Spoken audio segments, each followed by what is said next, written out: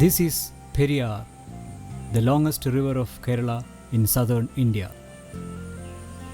Across this river, at Thattekad, lies the famous Dr. Salim Ali Bird Sanctuary. In his autobiography, Fall of a Sparrow, Dr. Salim Ali wrote, "For richness and diversity of bird life, Kerala stands as undisputed number one. There were certain localities like Thattekad on the river Periyar which linger in my memory as the richest bird habitat in peninsular India." This was during 1933-34. Now, more than half a century has passed over Thattekad. Dams and monoculture plantations have replaced tropical evergreen forests everywhere. In many ways, Thattekad has also changed, but bird life over there continues to be rich and diverse.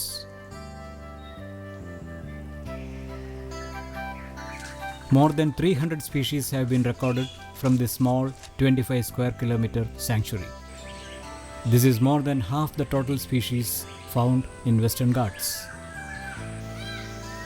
Even to a bird novice, birds such as the little cormorant, the snake bird, the small blue kingfisher, the black-capped kingfisher, whistling teals, the red-ventred bulbul, the magpie robin, the hill myna, the scarlet minivet, and the stork-bill kingfisher are sure entries in a day's bird list.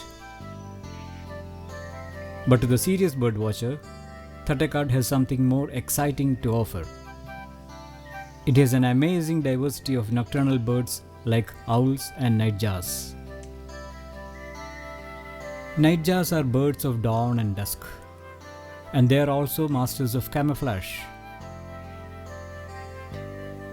All 5 species of nightjars seen in southern India lay their eggs on bare ground without any sort of formal nest building. The color of the eggs and those of the newly born chicks so perfectly matches the environment that they are considered the ultimate examples of avian camouflage.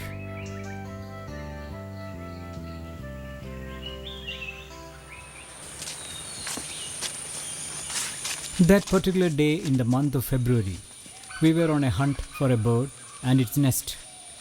The secretive nest of a very elusive bird, the Sri Lankan frogmouth. We started combing a section of the forest from where a tribal had reported to us the sighting of a pair of frogmouths. Due to their cryptic coloration, it is simply impossible to spot a frogmouth while it is resting on a branch during daytime. But we did not have to search for long. There, inside a clump of partly dried foliage, we discovered both the male and the female sitting huddled together. When they discovered our presence, they started showing obvious signs of alertness. We decided it was best to leave them alone.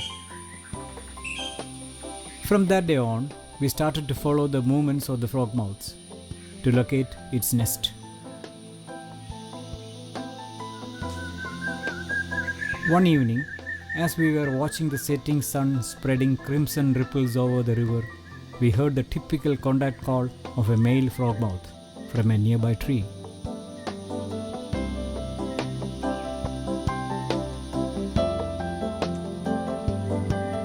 With the help of a torch, we started searching the branches, and lo, there it was, a male frogmouth sitting on a very small pad about 6 centimeters in diameter that could hardly be called a nest. "Put off the torch," my friend whispered to me. Yes, I could see that the bird did not like being watched over the powerful beam of light. The next day itself, we erected a scaffolding about 20 feet away from the tree and started watching and filming the incubating bird. Nocturnal birds seldom engage in any activity during daytime. From dawn to dusk, they simply go to sleep. But certainly not those birds that are in the business of raising a family. The incubating bird, male or female, has to see that the egg is evenly warmed up. This the frogmouth does by rolling it under its belly. The frogmouth lays only one egg, white, elliptical and fine textured. The nest is made of moss, tiny leaves and twigs, felted with soft feathers from the bird's own under plumage. One morning, we noticed a white, tiny ball lurking under the bird's belly. With a huge yawn, the frogmouth chick announced its arrival. The mother and the baby spent most of the daytime yawning and sleeping. How amusing it was to watch both of them sitting like statues with opened mouths, a behavior probably to regulate body temperature.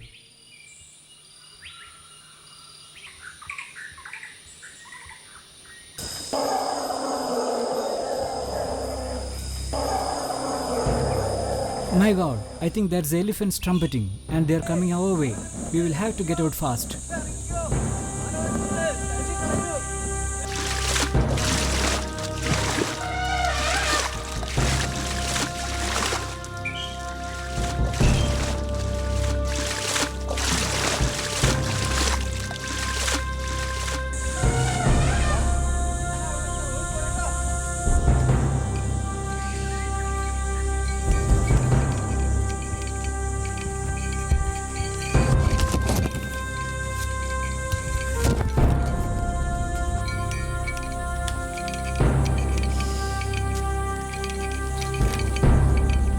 Thus ended our fond hopes of completing the film on the nesting of the rare Sri Lankan frogmouths.